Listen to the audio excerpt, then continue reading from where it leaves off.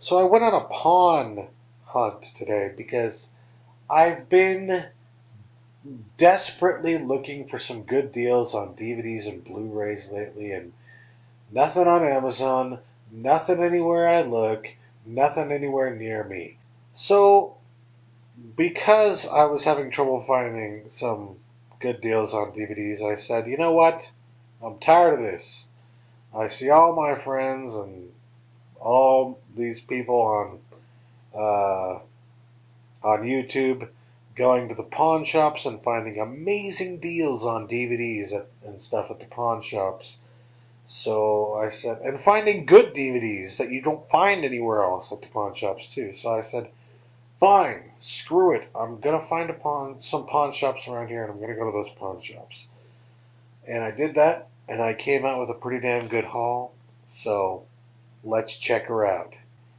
So this first video of my pawn shop haul will be about some Western-ish movies, comedy Westerns to be sure, but I think that they, for the most part, fit into the Western genre.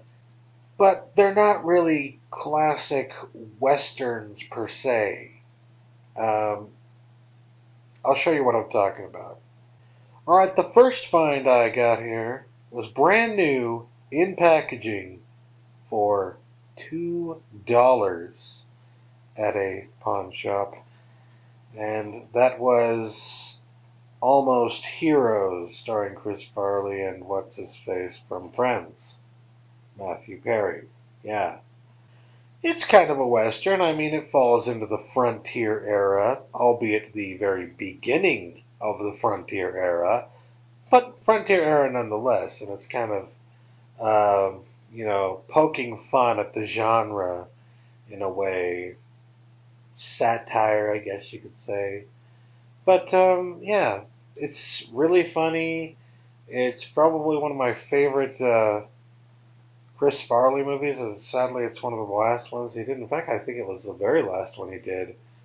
But, yeah, it's definitely one of my favorite comedy, historical, Western parody type movies. You know what I mean? I mean, there's Blazing Saddles. I would put this in there with Blazing Saddles. That would be a good double feature, you know? Almost Heroes and Blazing Saddles. Well, don't you think that would be a good double feature? I think that would be pretty cool.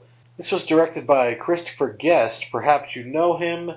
He directed Waiting for Guffman, Best in Show, stuff like that. So if you're wondering why it's so funny, there you go.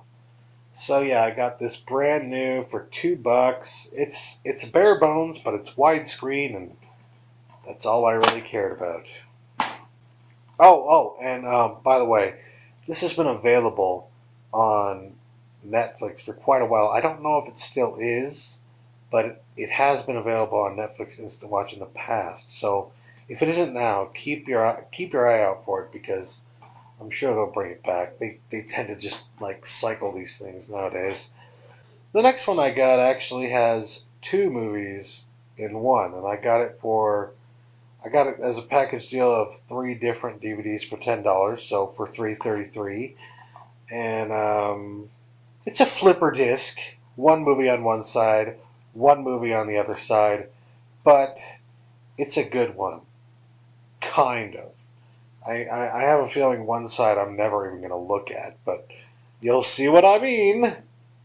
Maverick and the Wild Wild West. Now, I'm sure most of you have seen this or a variation of this out there. I even saw them packaging these together at Ross for some reason. But, yeah, I think we all know the one I really care about here, Maverick. I quite literally was in there thinking, you know, the only one I really want there is Maverick, but I really want that one. And I said, well, I guess if they're going to throw in Wild Wild West, whatever. Giant mechanical spider, whee! You want to talk about a revisionist Western, Jesus fucking Christ. But Maverick is really funny. It's like one of those Western comedies that honestly is very much a Western. I mean, I know people think of Westerns mostly as, being a serious uh, genre. And for the most part it is, but there's also this kind of humor that you find typically and usually only in Western movies. And Maverick uses a lot of that kind of humor. It uses a lot of New Age humor too, but it uses a lot of that old Western humor that you'd find in all the good Western flicks. So, it's really one of the last really good comedic Western movies that I remember seeing. I liked this when I was a kid, and I really don't know, I didn't know why, I just kind of liked it. And now I can make the comparisons between this and something like Butch Cassidy and the Sundance Kid or, you know, stuff like that. So, yeah, it comes with Wild Wild West, but it also has Maverick. Sadly, the Maverick version includes widescreen version and production notes. Awesome, right? But the Wild Wild West includes a bevy of special features, including the one thing I'm sure you did not care about, Will Smith's Wild Wild West music video.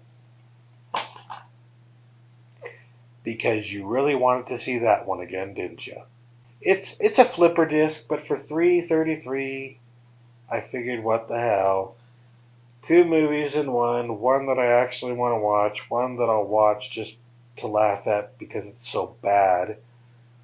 Oh, we're going straight to the Wild Wild Hell.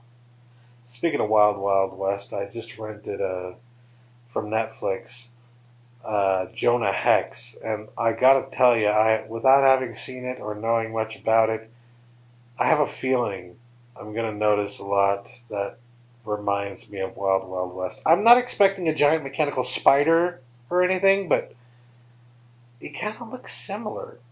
Anyways, that's what I got in the way of comedic westerns. One of the next few DVDs I'm going to be talking about is also sort of kind of a western, but I left it out because it's more of a family film. So stay tuned to see what I got in the way of family films next time. Peace.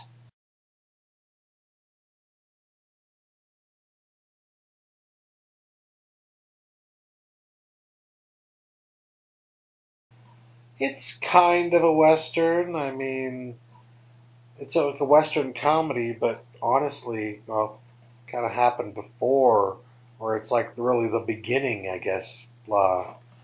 Blah, that was the stupidest ever. The next few DVDs I'm going to be talking about are